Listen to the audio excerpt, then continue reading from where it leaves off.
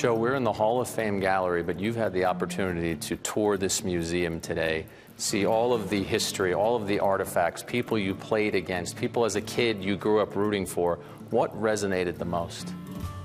Well, what resonated the most is when you see players that you played with, played against, and then all of a sudden sort of were responsible for as a manager.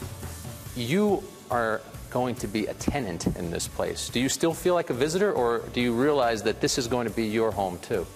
I still feel like a visitor right now.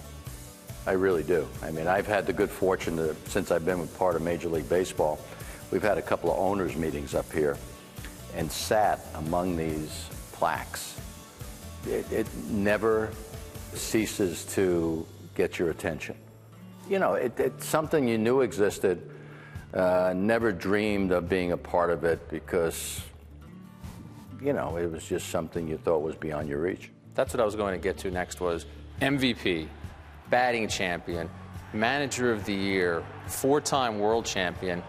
That resume stands on its own, but now that resume includes Hall of Famer. When I say that to you, what does that mean as that hits your ears? And for the rest of eternity, anybody that mentions Joe Torre, Hall of Famer is right in front of it. What it does for me, Jack, it makes me feel like I'm one of the people that I've respected and the people who are worthy to be in this gallery and enshrined in Cooperstown, and I'm going to be one of them. What does it feel like? You asked me that today, and it's still really surreal, and that's an overused expression, I guess, but I feel like I'm sort of on the outside looking in at this show going on right now. I want to ask you, before 1996, you look at your career before you get that call from the Yankees. It's a terrific career, but you've even said it fell below Hall of Fame standards. But I mean, a great playing career, a managing career where your record at that point was under 500.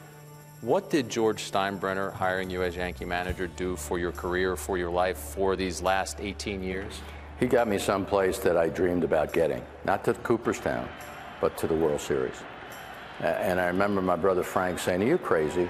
You know, you're going to manage the Yankees? You realize how many managers this guy has had?"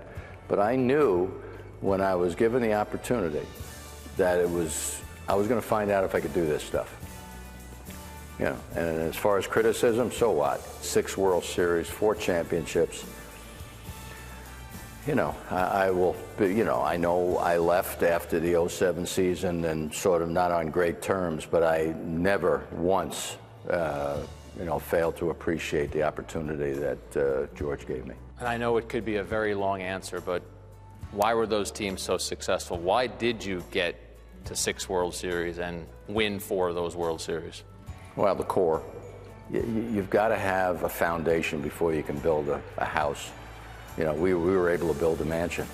The fact that you had Derek Jeter as a 21-year-old who only wanted to play baseball, wins the Rookie of the Year, and I remind him the next year it's, you know, you make sure your priorities, single kid, good looking, Rookie of the Year, world champ, you got your priorities straight, and, oh yeah, never had to ask him again. You know, Andy Pettitte and Jorge Posada, and of course Mariano Rivera. You know, when we started out that first spring, we almost traded him, or at least his name came up in trading somebody who could play shortstop instead of Jeter. You know, so that certainly wouldn't have made my career very long in New York if they weren't around.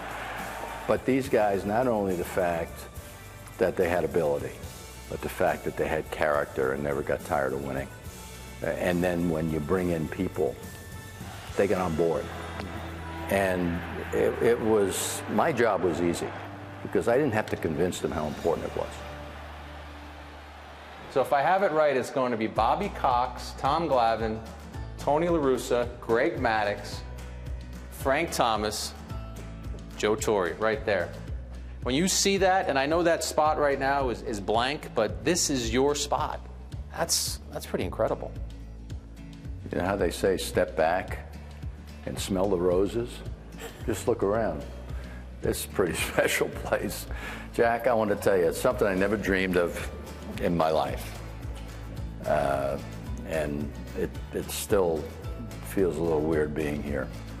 But when I see that plaque up,